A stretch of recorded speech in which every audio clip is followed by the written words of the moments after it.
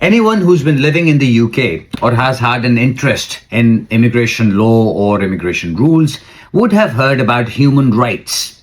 What are these human rights? Generally, people ask these questions. They don't understand what human rights entails. You know, somebody will say, oh, this is so unfair. This is against my human rights. And when you ask them to articulate that further, they have absolutely no idea how it works. So what I'm going to focus today is the human rights aspect of things in the UK, and also how it affects almost every application that is made in the UK, and how, if you do not meet the requirements of the immigration rules, sometimes human rights are your best friends. So let's get into it. First of all, what human rights are we talking about? Now, we talk about Article 2, Article 3, Article 5, 6, 8, all these different articles that are there under the Human Rights Act. I'm not going to go into all of those because, strictly speaking, for immigration law, all of them are not applicable.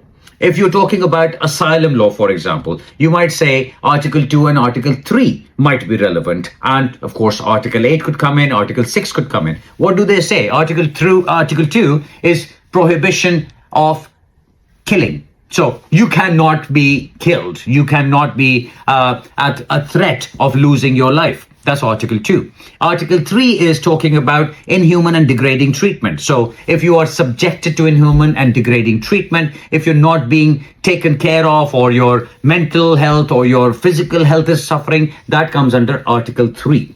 If you're talking about Articles 5, 6, we're talking about access to justice, access to liberty, and all of those things. Article 8 becomes the most relevant one because it talks about private and family life, and that is what I'm going to focus on today. Now, what happens in the immigration rules? If you can meet the immigration rules, for example, you are legally in the country, you have a legal student visa, for example, you've completed your student visa, or you've completed your course and your visa is coming to an end, you have been offered a skilled worker visa and you want to switch to that, follow the rules under the immigration rules. If you are able to do that, you are able to switch onto the other category. No human rights needed or involved or considered. Now, look at another situation. You are legally in the country and you want to now switch over as a spouse, but you are not able to meet the financial requirements. Ring any bells? These things are going to be becoming very relevant very soon, because as you know, the government's plan is to increase the threshold of income from 18,600 to go up to 38,700 pounds or more. So if that were to come into place, a lot of these cases would become relevant where you cannot meet the financial requirements, but there is an existing family life. There is an existing structure of the family. So there is a husband and a wife, or there are unmarried partners who've been living together for more than 2 years. They want to have that relationship recognized by the immigration rules, and then one person be granted status on that basis. But if you cannot meet the financial requirements, then you fail the immigration rules. But what happens then is we fall back on the human rights aspect of things, where we say, well, look at the situation. Look at how long they've been together, how intense their relationship is, how they are involved with each other. Maybe they have financial dealings together. Maybe they have been living together for a very long time. Maybe they have children together. Whatever those elements might be, we bring those in and then we go again. So what happens is, and what I want to discuss today is how human rights are involved in various applications. So I've just given you an example right now of the spouse visa. So if you are not able to meet the financial requirements, but you have an existing family life together, you can rely on that and you can apply on that basis. Now, what happens is, if you do not meet the financial requirements or any other requirements of the spouse visa, then you will not be put on a 5-year route to settlement. But if your case succeeds under the human rights element, you will be put on a 10-year route to settlement. So you will be granted 2.5 years, but instead of applying for indefinite leave after 5 years, you'll have to wait for 10 years before you're able to apply for that indefinite leave.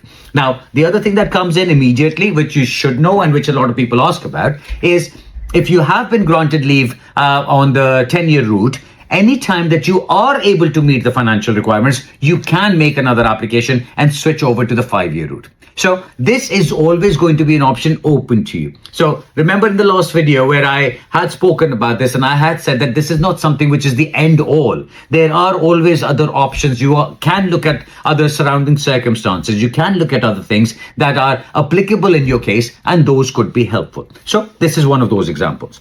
Another area where this human rights element comes in is with the overstayers. So let's look at an example there where a student came to the UK. A lot of these examples come to me. I came in 2010. I came in 2011. I had a student visa. My college shut down because between 2011 and 2013, 2014, a lot of this was happening where people would come on student visas and then they would find out within a few months their college would be revoked as far as their sponsorship license was concerned. And because the license was revoked, they could not sponsor the student anymore. And the student had to run around, try to find another college, another university, another establishment where he could switch his sponsorship. And a lot of times they could not do it because either the rules would not allow it, or the second establishment that they would go to, or the third establishment they would go to, would also lose their license. So a lot of this was going on, and a lot of those people ended up as overstayers. And I deal with those consultations on a daily basis, where every day I will have 1 or 2 or 3 consultations where people are in this kind of situation where they have been in the UK since 2011, 2012, 2013.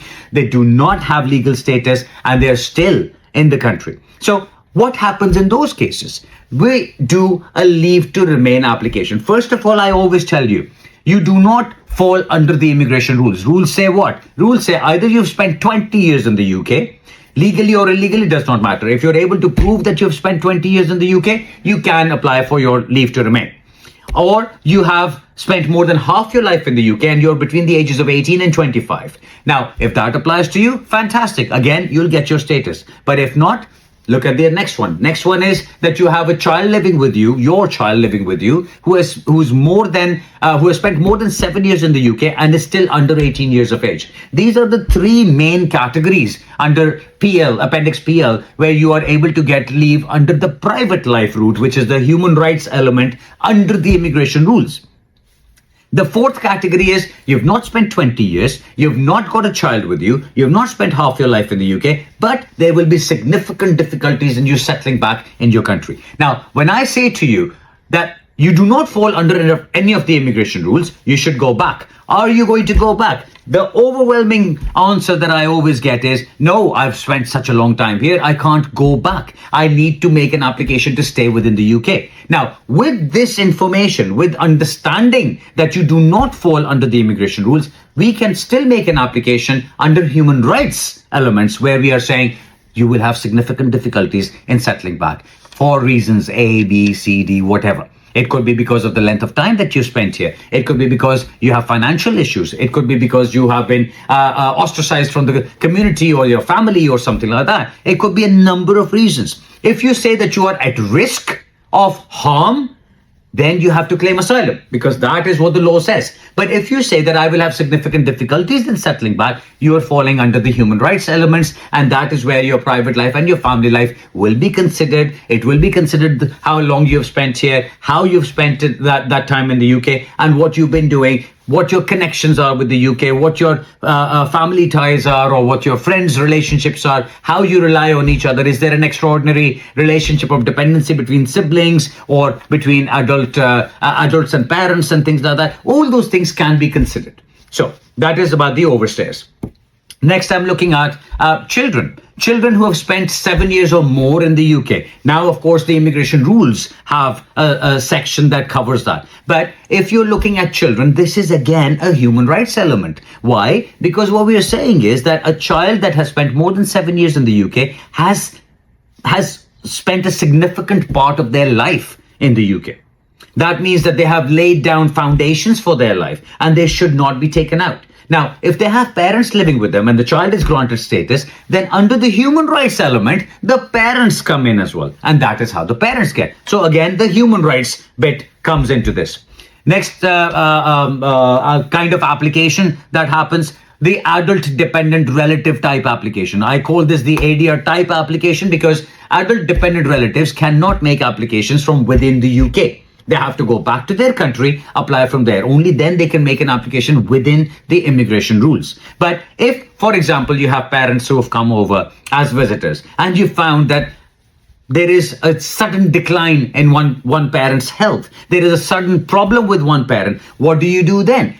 That is where an application can be made on the change in circumstances. So we can make that application from within the UK and argue, again, human rights. That this parent of mine came as a visitor, had no intention of staying, but now this has happened. I've had cases where somebody's fallen down, broken some bones, or has had a stroke, or has had other issues. Unfortunate case, one that I've recently taken on, where somebody was diagnosed with cancer. Now, things like that, when these things happen, you can't say to mom and dad, no, you know what? Follow the immigration rules, go back to your country, apply from there, even if you die in the process. No, that is a situation where you want the law to recognize that something is different, should not go under the immigration rules, but can be taken care of like this. So we'll look at those. With asylum cases, if an asylum claim is refused or an asylum claim is being considered, there is always a human rights section that is always going to be considered at the end of the asylum consideration. Likewise, long residence, like I mentioned, the 20 years. If you have completed 20 years in the UK and you can prove it, then you are able to get your status on the basis that you've spent 20 continuous years living in the UK. But if you're not at the full 20-year stage, or if you've not been able to produce all the evidence, you can still rely on human rights. You can still rely on showing your private and family life and how important it is for you to stay in the country, and we can still make an application on that basis. I hope this has been helpful. Again, unfortunately, it's been a very long video. I wasn't intending on going to 11-12 minutes again, but it just happens when I start talking. So I hope you don't mind, and I hope this has been beneficial. And as always, if you want to talk to me, you know where to find me. Just go to our website and book a consultation. Thank you very much.